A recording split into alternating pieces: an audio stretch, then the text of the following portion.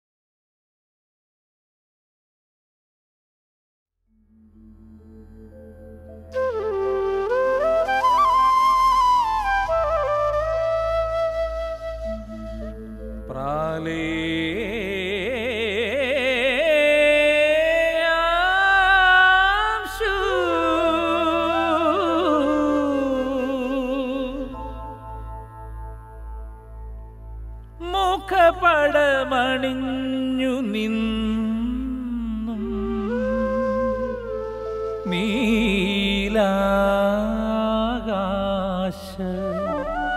കുടയുടെ കീഴിൽ വെയിൽ കാഞ്ഞും ഭൂമി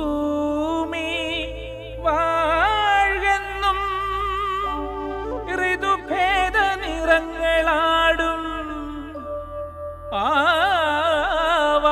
ആവാസഗേഹമായി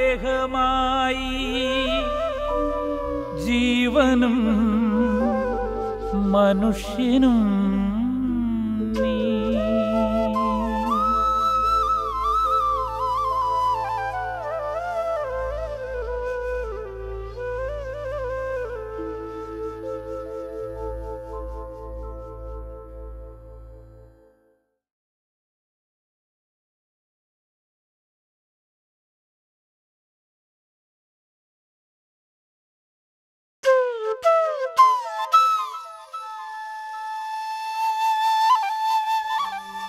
ഒരുപക്ഷെ ഈ പഞ്ചഭൂതങ്ങളെക്കുറിച്ചുള്ള നമ്മുടെ ചിന്ത കൂടുതൽ സാന്ദ്രവും ഒരുപക്ഷെ ആഴമുള്ളതും ആയിത്തീരുന്നത് എനിക്ക് തോന്നുന്നു ആകാശത്തെക്കുറിച്ച് നമ്മൾ സങ്കല്പിക്കുമ്പോഴാണ്. കാര്യം അനാദി മുതൽ അതിൻ്റെ സൃഷ്ടിയുടെ പുസ്തകത്തിൽ മുതൽ അത് ആരംഭിക്കുകയും പിന്നീട് ഒരുപക്ഷെ മനുഷ്യൻ്റെ അറിവിൻ്റെ പരിമിതികൾക്കപ്പുറത്തേക്ക് അത് നീണ്ടുപോവുകയും ചെയ്യുമ്പോൾ ഒരു ഇൻഫിനിറ്റിയുമായിട്ട് തന്നെ അത് അനന്തതയുമായിട്ട് ഇടകലർന്ന് നിൽക്കുന്ന ഒരു സങ്കല്പമാണ് എന്ന് തോന്നുന്നു. ആദിക്ക് മുൻപ് എന്തുണ്ടായിരുന്നോ അതായിരുന്നു നമ്മളീ പറയുന്ന ആകാശം അല്ലെങ്കിൽ സ്പേസ് അല്ലെങ്കിൽ ശൂന്യത എന്നൊക്കെ നമ്മൾ പറയുന്നത്. അപ്പോൾ സൃഷ്ടി നടന്നത് ഈ ശൂന്യതയുടെ ഗർഭഗൃഹത്തിലാണ് എന്ന് വേണമെങ്കിൽ പറയാം. അപ്പോൾ എല്ലാറ്റിനെയും ഉൾക്കൊള്ളുന്ന, എല്ലാറ്റിലും ഉള്ള, എല്ലാറ്റിനെയും ചൂഴ്ന്നു നിൽക്കുന്ന ഒന്നാണ് ആകാശം എന്നാണ് എനിക്ക് തോന്നുന്നത്. പക്ഷേ ഈതർ എന്ന വാക്കാണ് ഇംഗ്ലീഷിൽ നമ്മൾ അതിനുവേണ്ടി ഉപയോഗിക്കുന്നത് എന്ന് തോന്നുന്നു.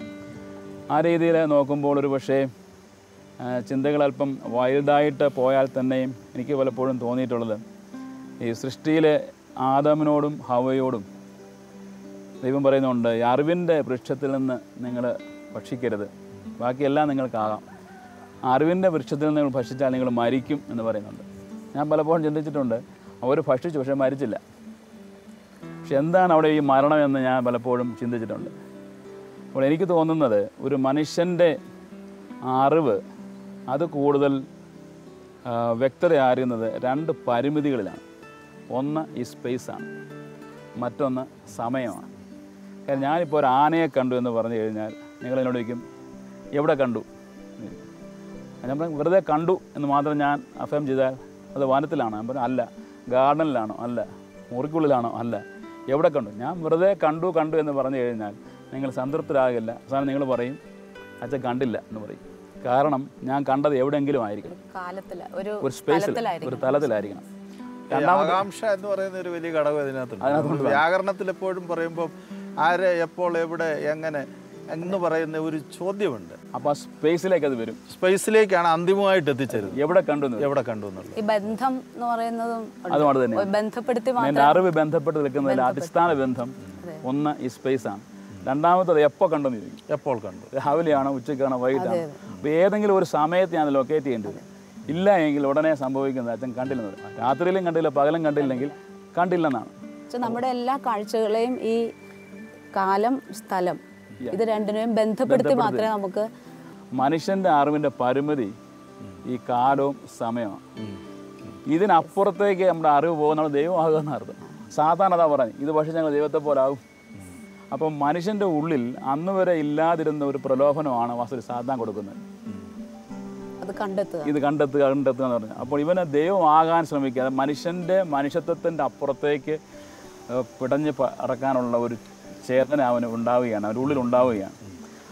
അപ്പോൾ അത് കഴിഞ്ഞാൽ പിന്നെയും മനുഷ്യനല്ല, മരണം.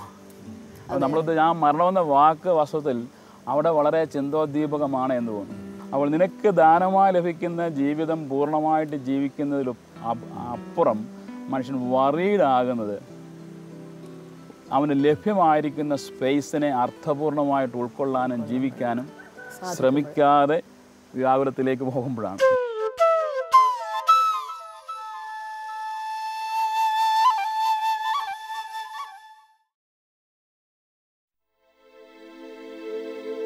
ഇന്ത്യയിലെ സുപ്രധാന ഉഷ്ണമേഖലാ വൃക്ഷങ്ങളിലൊന്നായ പ്ലാവ് കേരളത്തിൻ്റെ സ്വന്തം ഫലവൃക്ഷമാണ്. എണ്ണം കൊണ്ടും വലുപ്പം കൊണ്ടും ഏറ്റവുമധികം ഭക്ഷണയോഗ്യമായ ഫലം തരുന്ന പ്ലാവിന് പ്രതികൂല കാലാവസ്ഥകളെ അതിജീവിക്കാനുള്ള കഴിവ് പ്രത്യേകം പറയേണ്ടതാണ്. ഇലയിലും കായിലും തടിയിലും പാല് പോലുള്ള ദ്രാവകമുള്ളതിനാലാണ് പ്ലാവ് എന്ന പേര് കിട്ടിയത്. നീർത്തട സംരക്ഷണം, തണൽ, ശുദ്ധവായു എന്നിവ നൽകി പ്ലാവ് നമ്മുടെ ആവാസ വ്യവസ്ഥയുമായി ഏറെ ചേർന്ന് നിൽക്കുന്നു. ചക്ക നമുക്ക് നഷ്ടപ്പെടുത്താതെ നമ്മുടെ നിത്യജീവിതത്തിൻ്റെയും ഭക്ഷണശീലത്തിൻ്റെയും ഭാഗമാക്കുക എന്നുള്ളതാണ്.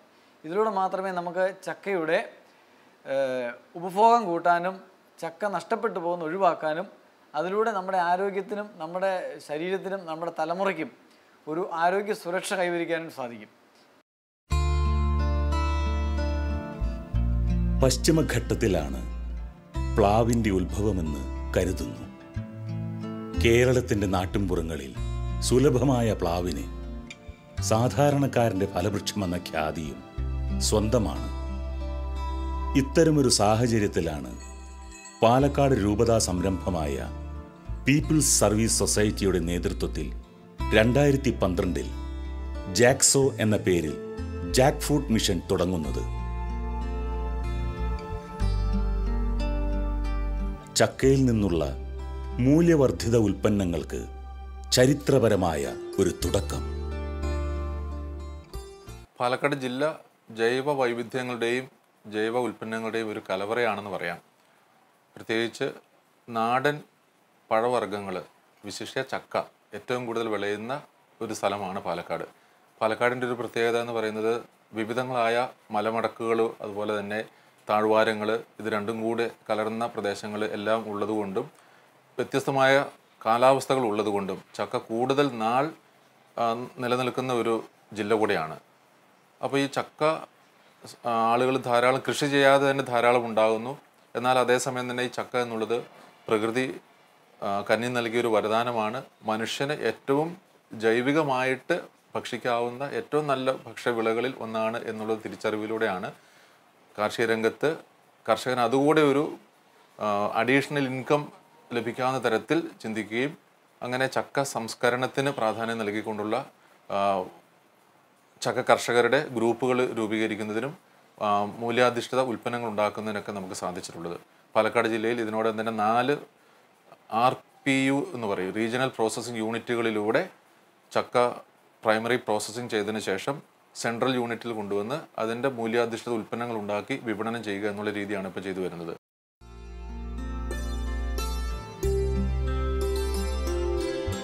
ഇന്ന് ലഭ്യമാകുന്ന പച്ചക്കറികളേക്കാൾ പോഷക സമ്പന്നത കൊണ്ടും ഔഷധ ഗുണം കൊണ്ടും ചക്ക വളരെ മുന്നിലാണ്. കൂടാതെ കീടനാശിനികളെ ഭയക്കാതെ കഴിക്കുകയും ചെയ്യാം. ക്യാൻസറിനെയും പ്രമേഹത്തെയും തടയുന്ന ചക്ക ജീവകങ്ങൾ, പ്രോട്ടീൻ, ആന്റി ഓക്സിഡന്റുകൾ എന്നിവയാൽ ഏറെ സമൃദ്ധമാണ്. അടുത്ത കാലത്തായിട്ട് ചക്കയുടെ നല്ല ഗുണങ്ങൾ ആരോഗ്യദായകമായിട്ടും ക്യാൻസറിനെ പ്രിവെൻറ്റ് ചെയ്യാനും പ്രമേഹത്തെ നിയന്ത്രിക്കാനും അതുപോലെ തന്നെ ഇമ്മ്യൂണിറ്റി നമ്മുടെ പ്രതിരോധശേഷി വർദ്ധിപ്പിക്കാനുമുള്ള ചക്കയുടെ സവിശേഷതകളെ സംബന്ധിച്ചുള്ള അനേകം പഠനങ്ങൾ പല മാധ്യമങ്ങളിലൂടെയും വരികയും സാധാരണക്കാരുടെ ശ്രദ്ധയിൽ പെടുകയും ചെയ്തിട്ടുണ്ട്. അതിലൂടെ ചക്കയ്ക്ക് ഇപ്പോൾ ഒരു വർദ്ധിതമായിട്ടുള്ള ഒരു ആവശ്യം വന്നിട്ടുണ്ട്. ചക്ക ഏതെങ്കിലും രീതിയിൽ ആഹരിക്കണമെന്നും ചക്കയെ കൂടുതൽ സ്നേഹിക്കുവാനുമുള്ള ഒരു ഉത്സാഹം മലയാളികൾക്ക് പ്രത്യേകമായിട്ട് ഇപ്പോൾ കാണുന്നുണ്ട്. അതുകൊണ്ട് ചക്ക ഇപ്പോൾ വിപണനം ചെയ്യുക അല്ലെങ്കിൽ ചക്കയുടെ മൂല്യവർദ്ധിത ഉൽപ്പന്നങ്ങൾക്കൊരു ബുദ്ധിമുട്ട് ലഭിക്കുന്നില്ല വിപണനത്തിന്. കാരണം വെച്ചാൽ കൂടുതൽ ആൾക്കാർ ഇതിലേക്ക് തയ്യാറാവുകയും പ്രത്യേകിച്ച് പഴയ തലമുറയും പിന്നെ നമ്മൾ പ്രകൃതിദത്തമായ ഭക്ഷണങ്ങളോട് താല്പര്യമുള്ള ഒരു പുതിയ തലമുറയും ഇതിനെ വളരെ ഹൃദയത്തിൽ സ്വീകരിക്കുന്ന ഒരു സാഹചര്യമാണ് ഇപ്പോൾ കേരളത്തിലെ ഭക്ഷ്യവിപണിയിലുള്ളത്.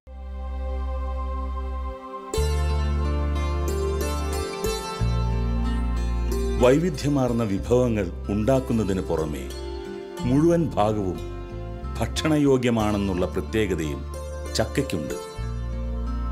അതുകൊണ്ട് തന്നെയാണ് ജാക്സോയിൽ ഒട്ടേറെ പുതുമയുള്ള ഭക്ഷ്യോൽപ്പന്നങ്ങൾ ചക്കയിൽ നിന്നും നിർമ്മിക്കപ്പെടുന്നത്. നമ്മുടെ നാട്ടിൽ സുലഭമായി കിട്ടുന്ന ചക്ക ഉപയോഗിച്ച് സ്വാദിഷ്ടമായ വളരെയധികം വിഭവങ്ങൾ നമ്മൾക്ക് ഉണ്ടാക്കാൻ സാധിക്കും. അതിൽ ഒരു ഐറ്റംസാണ് ചക്ക ഉണ്ണിയപ്പം.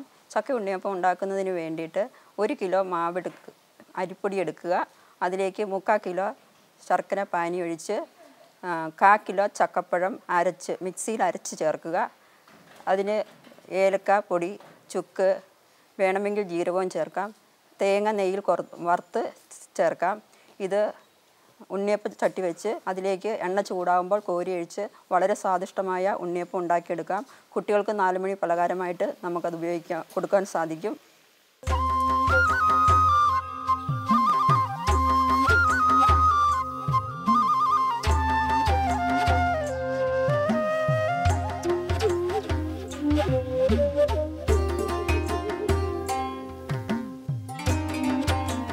ചക്കയിൽ നിന്നുണ്ടാക്കാവുന്ന സ്വാദിഷ്ടമായ ഒരു ഐറ്റമാണ് ചക്കപ്പായസം. സാധാരണ നമ്മുടെ അമ്മമാരൊക്കെ ചക്കപ്പഴം വരട്ടി പായസം ഉണ്ടാക്കാറുണ്ട്. എന്നാൽ ഇത് അതിൽ നിന്നെല്ലാം വ്യത്യസ്തമായിട്ടൊരു ഐറ്റമാണ്. നമ്മൾ പച്ചച്ചക്ക പുഴുങ്ങി ഉണങ്ങി അതിനെ അടയുടെ രൂപത്തിൽ കട്ട് ചെയ്തെടുക്കും. അത് നമ്മൾ ഒരു ഇഡ്ഡലി പാത്രത്തിൽ ആവി കയറ്റും. അതിനുശേഷം ശർക്കരപ്പാനി ഒഴിച്ച് അതിനെ വഴറ്റിയെടുക്കും. അതിൽ ഏലക്ക, നെയ്യ് എല്ലാം നമ്മൾ ചേർത്ത് നല്ലപോലെ വരട്ടി വയ്ക്കും. ആ പായസം നമുക്ക് ഒരു വർഷത്തോളം അത് അങ്ങനെ കേടുകൂടാതിരിക്കും. നമ്മൾക്ക് ആവശ്യാനുസരണം അതെടുത്ത് മിക്സിയുടെ ജാറിലൊന്ന് അരച്ച് വെച്ച് അതിലോട്ട് നമ്മൾ പാല് തിളപ്പിച്ചൊഴിക്കും. പെട്ടെന്ന് റെഡിയാക്കാവുന്ന ഒരു ഐറ്റമാണ് ഈ പായസം. അതിനുശേഷം ആവശ്യമായ അണ്ടിപ്പരിപ്പ്, മുന്തിരി അതിൽ ചേർക്കും നമ്മൾ. അങ്ങനെ ഉണ്ടാക്കിയ പായസമാണ് ഇത് കുട്ടികൾക്കൊക്കെ നല്ലപോലെ ഇഷ്ടപ്പെടുന്ന ഒരു സാധനമാണ്. നമ്മൾ പാലട പായസത്തിനെ കഴിഞ്ഞും സ്വാദേറിയ ഒരു പായസവും കൂടിയാണ്. ജാക്സോയുടെ വരവോടെ നാട്ടിലെ കർഷകർക്കിടയിൽ ഉണ്ടായിരുന്ന ചില നടപ്പു ധാരണകൾക്ക് മറുപടിയായി ചക്ക ഒരു വ്യാവസായിക ഉൽപ്പന്നമായി ഉയർന്നു. ഇക്കാര്യത്തിൽ കർഷകരെ ബോധവാന്മാരാക്കാൻ കഴിഞ്ഞത് ജാക്സോയുടെ മികച്ച നേട്ടം തന്നെയാണ്. PSSP ചക്ക ശേഖരിക്കുക എന്നുകൊണ്ട് ഉദ്ദേശിക്കുന്നത് കർഷകന് ഒരു ന്യായമായ വില ലഭിക്കുക എന്നുള്ളതാണ്. അപ്പം ഒരു ചക്ക നമ്മൾ മാർക്കറ്റ് ചെയ്ത് കഴിയുമ്പോൾ ഒരു ചക്കയ്ക്ക് 60 രൂപ വില ലഭിക്കുന്നിടത്ത് അത് ചക്ക ചുളയായിട്ട് തരംതിരിച്ച് തന്നു കഴിയുമ്പോൾ ഒരു ചക്കയ്ക്ക് ഒരു 120 രൂപയോളം വില ലഭിക്കും. ഏറ്റവും പ്രാമുഖ്യം നൽകുന്നത് കർഷകർ നേരിട്ട് കൊണ്ടുവരുന്ന കർഷകരുടെ പുരയിടത്തിലെ ചക്ക അവർ തന്നെ പ്ലാവിൽ നിന്ന് കളക്ട് ചെയ്ത് കൊണ്ടുവരാനുള്ള സംവിധാനം പ്രോത്സാഹിപ്പിക്കുക എന്നുള്ളതാണ്. അങ്ങനെയാകുമ്പോൾ നമുക്ക് കർഷകർക്ക് ഒരു ചക്കയ്ക്ക് ഒരു 75 രൂപ 80 രൂപ കിട്ടാവുന്ന രീതിയിൽ കിലോയ്ക്ക് ഒരു സീസൺ ആരംഭിക്കുമ്പോൾ 7 രൂപ 8 രൂപയും അങ്ങനെ നല്ല വില നൽകിയാണ് PSSB ചക്ക സംഭരിക്കുന്നത്. ജാക്ക് എന്ന പോർച്ചുഗീസ് പദത്തിൽ നിന്നാണ് ജാക്ക് ഫ്രൂട്ട് എന്ന പദപ്രയോഗമുണ്ടായത്. മടലും കുരുവും ചുളയും എന്നുവേണ്ട സമൂലം ഔഷധമായ ചക്കയെ പനസം എന്നാണ് ആയുർവേദത്തിൽ പറയുന്നത്. ചക്ക നമുക്ക് വളരെ സുലഭമായി കിട്ടുന്ന ഒരു വിഭവമാണ്. നമ്മളതിന് വെറുതെ വേസ്റ്റാക്കി കളയുകയാണ് ചെയ്യുന്നത്. അപ്പോൾ നമുക്ക് അതുകൊണ്ട് ഒത്തിരി ഐറ്റംസ് ഉണ്ടാക്കാൻ സാധിക്കും. ഒരു ഹെൽത്തി ഫുഡും കൂടിയാണ് ചക്ക. അപ്പോൾ ഞാനിപ്പോൾ ചക്ക ഹൽവ ഉണ്ടാക്കുന്നതിനെ കുറിച്ചാണ് പറയാൻ പോകുന്നത്. ചക്ക ഹൽവയ്ക്ക് വേണ്ടിയിട്ട് 3 കിലോ ചക്കപ്പഴം എടുക്കുന്നു. അതിന് നല്ല കുഴമ്പ് രൂപത്തിലായി മിക്സിയിൽ അടിച്ചെടുക്കുന്നു. അതിലേക്ക് 1 കിലോ കോൺഫ്ലവർ എടുക്കുന്നു. അത് രണ്ടും കൂടി നല്ലപോലെ മിക്സ് ചെയ്തിട്ട് 1 കിലോ ചക്കപ്പഴത്തിന് 1/2 കിലോ ശർക്കര ഉപയോഗിക്കുന്നു. അതിലേക്ക് നമ്മൾ നല്ലപോലെ എല്ലാം കൂടി മിക്സ് ചെയ്ത് നല്ലൊരു ഉരുളിയിലേക്ക് കുറച്ച് നെയ്യ് ഒഴിക്കുന്നു. നെയ്യ് ഒഴിച്ചിട്ട് അതിലേക്ക് ഇത് മിശ്രിതം എല്ലാം കൂടി ആഡ് ചെയ്ത് ഒഴിക്കുന്നു. അത് നല്ലപോലെ കെട്ടാതെ നല്ലപോലെ ഇളക്കി നല്ലപോലെ എടുക്കുന്നു. അതിലേക്ക് കുറച്ച് ഏലക്കാപ്പൊടി ചേർക്കുന്നു. നമ്മൾ ഈ മിശ്രിതം എല്ലാം കൂടി യോജിച്ച് കഴിയുമ്പോൾ അതിലേക്ക് നമ്മൾ ഇടയ്ക്ക് എണ്ണ ഒഴിച്ച് കൊടുക്കുന്നുണ്ട്. എണ്ണ ഒഴിച്ച് കൊടുക്കുന്ന കാരണം അത് ഇങ്ങനെ കെട്ടാതിരിക്കാൻ വേണ്ടിയിട്ടാണ്. അത് ഇടയ്ക്ക് മിശ്രിതമായി കഴിയുമ്പോൾ നമ്മളൊരു സെർവിങ് ഡിഷിലേക്ക് മാറ്റുന്നു. അത് കഴിഞ്ഞ് ഒരു 3 മണിക്കൂറിന് ശേഷം നമുക്ക് സ്വാദിഷ്ടമായ ഹൽവ റെഡി.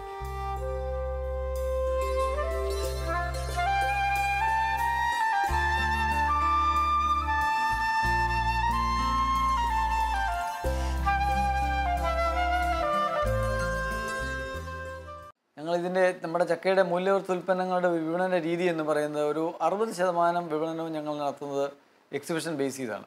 കാരണം ഇതൊരു പുതിയ ഉൽപ്പന്നങ്ങളായതുകൊണ്ട് നമ്മൾ ഇപ്പോഴത്തെ ഈ സൂപ്പർ മാർക്കറ്റ് ശൃംഖലകളിൽ കൂടി പോയി കഴിഞ്ഞാൽ അതിനേക്കാളും കുറച്ചുകൂടെ ഞങ്ങൾക്ക് താല്പര്യം ഞങ്ങൾക്ക് തോന്നി, അനുഭവത്തിലും തോന്നിയത്. കാരണം നമ്മളൊരു എക്സിബിഷൻസിൽ കൂടുതൽ വിൽക്കാനായിട്ട് സാധിക്കുന്നുണ്ട്. ബാക്കി ഒരു 40% ആവശ്യക്കാർ ടെലിഫോണിക് എൻക്വയറിയിൽ വരാറുണ്ട്. ഓൺലൈൻ മാർക്കറ്റിങ്ങിലൂടെ ഞങ്ങൾ ചെയ്യാറുണ്ട്. പിന്നെ ഇവിടെ നിന്ന് പുറത്തേക്ക് പോകുന്ന വിദേശ മലയാളികൾ ഞങ്ങളെ സമീപിച്ച് കൊണ്ടുപോകാറുണ്ട്. അങ്ങനെയൊക്കെയാണ് ഇപ്പോൾ ഏകദേശം പോകുന്നത്. എന്നാലും ഈ മൂല്യവർദ്ധിത ഉൽപ്പന്നങ്ങൾക്ക് വിപണി എന്ന് പറയുന്നത് ഇപ്പോൾ നിലവിൽ ഒരു പ്രശ്നമുള്ളതായിട്ട് ഞങ്ങൾക്ക് തോന്നുന്നില്ല. വളരെ ഡിമാൻഡുള്ളൊരു വിപണിയാണ് ഇപ്പോൾ മൂല്യവർദ്ധിത ഉൽപ്പന്നങ്ങൾക്ക് കേരളത്തിലെ വിപണിയിലുള്ളത്. പ്ലാവില ത്വക്കുരോഗങ്ങൾക്ക് ഒരു ദിവ്യൌഷധമാണ്. അന്നജത്തിന്റെ കലവറയായ ചക്കക്കുരു അരിഞ്ഞ് ചെറു ചൂടിൽ റോസ്റ്റ് ചെയ്തുണ്ടാക്കുന്ന ജാഫി കാപ്പിക്കും ചായയ്ക്കും പകരമായി ഉപയോഗിക്കാവുന്ന ഒരു ചൂട് പാനീയമാണ്.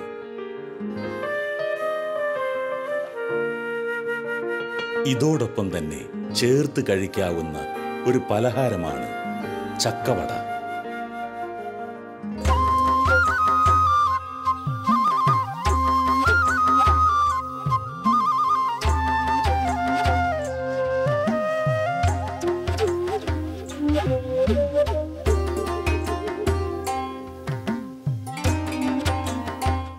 നമ്മളിവിടെ ഉണ്ടാക്കാൻ പോകുന്ന ഐറ്റം ചക്കവടയാണ്. അതിന് പച്ചച്ചക്ക ചെറുതായിട്ട് കൊത്തി അരിഞ്ഞ് ആ ചക്ക നമ്മളിതിലേക്ക് ഇടുന്നു. പിന്നെ സവോള ചെറുതായിട്ട് കൊത്തി അരിഞ്ഞിട്ടുണ്ട്, അത് ചേർക്കുന്നു. ഇഞ്ചി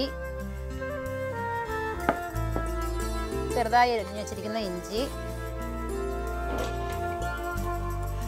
ആവശ്യത്തിന് കരിവേപ്പില, പിന്നെ കുറച്ച് പച്ചമുളക് എല്ലാം ചെറുതായിട്ട് കൊത്തി അരിയണം. അതിനുശേഷം കടലമാവ് ചേർത്ത് നമ്മളത് കുഴയ്ക്കുന്നു. അതെല്ലാം കൂടി ഒന്ന് മിക്സ് ചെയ്യുന്നു. അതിനുശേഷം കുറച്ച് മീറ്റ് മസാല, ആവശ്യത്തിന് ഉപ്പ്, ഇതെല്ലാം കൂടി ഒന്ന് മിക്സ് ചെയ്ത ശേഷം നമ്മൾ ആവശ്യത്തിന് വെള്ളം ഒഴിച്ച് ഇത് കുഴയ്ക്കുന്നു. നല്ലപോലെ മിക്സ് ചെയ്യണം. എരിവൊക്കെ ഇതിൽ ചേരാൻ വേണ്ടിയിട്ടാണ്. നമ്മളിത് മിക്സ് ചെയ്ത് കഴിഞ്ഞു. ഇനി നമ്മൾ അങ്ങനെ എണ്ണയിലോട്ട് ഇടാൻ പോവുകയാണ്. കാഞ്ഞ എണ്ണയിലോട്ട് ഇത് വടയുടെ രൂപത്തിലിടുന്നു.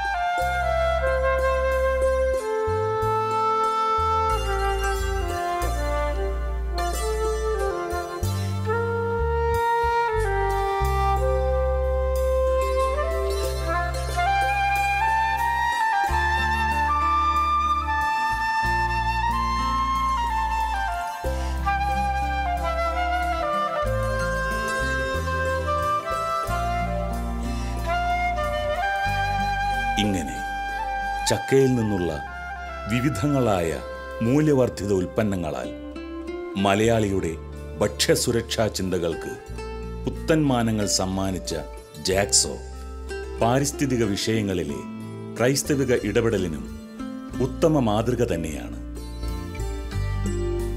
കഴിഞ്ഞ 40 വർഷത്തെ പ്രവർത്തനങ്ങളിലൂടെ ഈ പാലക്കാട് ജില്ലയെ ബേസിക്കലി ഒരു കാർഷിക ജില്ലയായ പാലക്കാടിനെ തനത് കാർഷിക ചൈതന്യവും പൈതൃകവും നിലനിർത്തിക്കൊണ്ട് തന്നെ ഒരു ജൈവ അധിഷ്ഠിതമായ കാർഷിക മേഖലയിലേക്ക് വളർത്തുവാനായിട്ടുള്ള ഒരു ഉപാധിയായിട്ടും ഒരു ഘടകവുമായിട്ട് തീരാൻ പീപ്പിൾസ് റൈസ് സൊസൈറ്റിക്ക് സാധിച്ചു എന്നുള്ളത് ഏറെ ചാരിതാർത്ഥ്യജനകമാണ്. പ്രത്യേക പരിചരണങ്ങളൊന്നും കൂടാതെ നമ്മുടെ വീട്ടുവളപ്പിൽ വളരുന്ന ഈ ഫലവൃക്ഷം ദൈവം നമുക്ക് സമ്മാനിച്ച ഏദൻ കനിയാണെന്നുള്ള കാര്യത്തിൽ ഇനിയും സംശയം വേണ്ട. ദൈവനാമം മഹത്വപ്പെടട്ടെ. കൂടുതൽ വിശേഷങ്ങളുമായി വീണ്ടും കാണും. നന്ദി, നമസ്കാരം.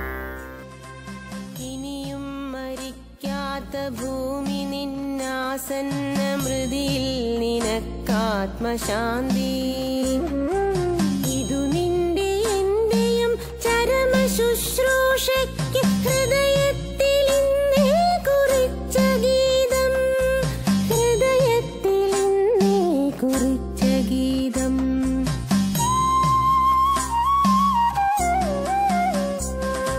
മൃതിയുടെ കറുത്ത വിഷപുഷ്പം വിടർന്നതിൻ നിഴലിൽ